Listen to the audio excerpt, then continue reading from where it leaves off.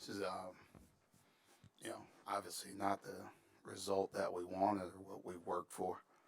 Um, but it's like I told our guys, you got, you know, two things you can do from here. You can, bury your head and say, "Woe is me," and hope people or feel sorry for yourself, um, or you can put your head down and keep working, get back in the gym, get better, and figure out what we need to do to win our next game. And I'm not a quitter. I know nobody feels sorry for me. I can tell you that right now. So all I got to do is open my email or social media or whatever. I can tell you that. So we need to get back to putting our head down, grinding, working to correct our mistakes so we're better in our next game. Micah, it seemed like in the first half and a little bit into the second half, you weren't as, I don't want to say into the game, but as energetic as usual. And then there was a call that you talked to the ref about, and then you were kind of back to how you usually are, encouraging your team and everything like that. What changed for you, and why were you not as, I guess, into it in the first half? I was pretty into it. Like, I don't know. I don't. There was no, like, I didn't feel any different than normal, right? Like, I'm coaching our guys. I'm trying to help them be better. Um, but no, I don't think there's anything to it. Like 11 turnovers isn't a huge number, but 16 points off turnovers for you guys against in that kind of game. How much did that hurt? And were they playing more aggressive defense than maybe you usually face, or were your guys making mistakes they usually don't make? I thought we had some careless turnovers. That's the biggest thing. Like they don't. That's who they are. That's how they play. In a possession game, which this is going to be, 11's too many. Right? You can't have that many. And we had some that were unforced. It wasn't anything that they were doing. We also had a lot of illegal screens and other things that they called that end up being turnovers. But we had some live ball turnovers, which we usually don't have. So we got to be better at that. We have live ball turnovers Saturday. We're going to get our doors blown off. Micah, we didn't see Miles until I think less than 3.5 minutes left in the first half. Was that health or performance related or game plan? That was my decision. How I wanted to try and rotate during this game. Hey, Mike, 7 games left. I know coaches typically, tell their players and stuff, so they just kind of keep it one game at a time. How do you find that balance between keeping that mantra while also, looking ahead to what could be there for the postseason with a strong finish? Yeah, no, we can't look ahead at all.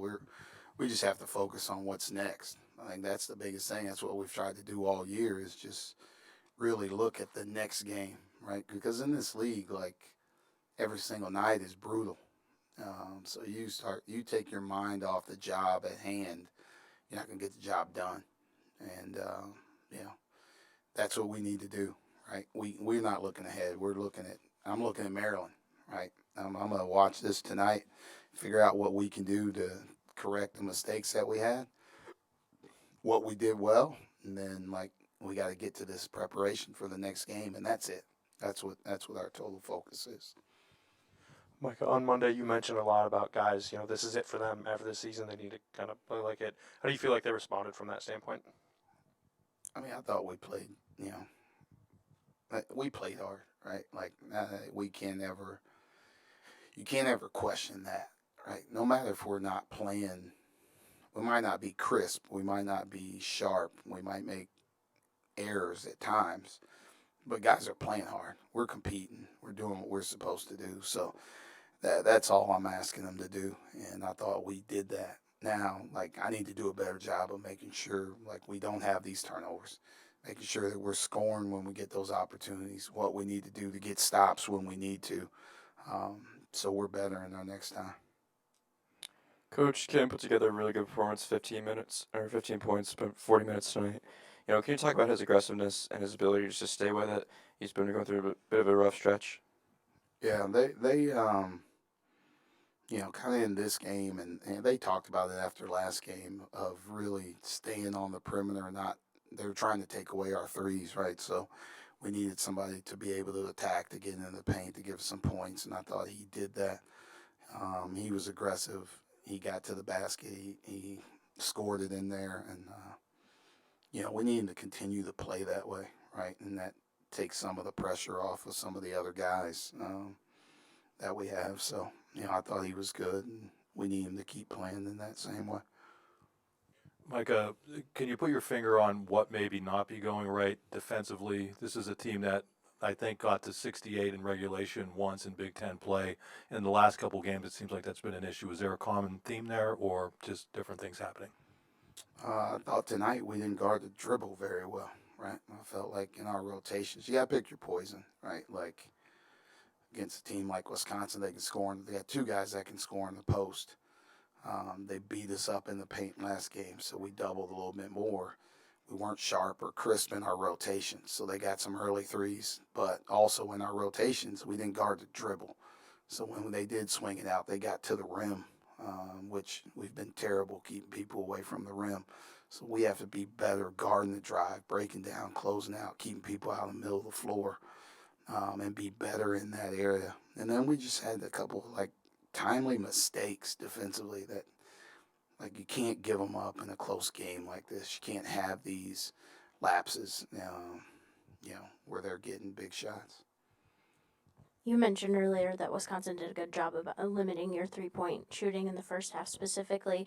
Did you feel good about the opportunities you were getting outside of the three? Because I know that's been kind of an issue in previous games. Yeah, like when we didn't turn the ball over, I thought we were getting some pretty good stuff. But I didn't feel like we moved as well as I wanted us to. I didn't think we were cutting at the speed that we needed to. How they guarded screens and everything else, we weren't cutting hard enough, which allows them to be more physical on our cuts. That's why, I told them, maybe I need to sub more so you guys can play at a faster pace, so people aren't allowed to just grab you and hold you and keep you from what you want to do. Micah, with Jalen, it seemed like he was able to get to the spots he usually gets to around the rim on those post-ups tonight, especially against the Siegen, but some of those shots just weren't falling.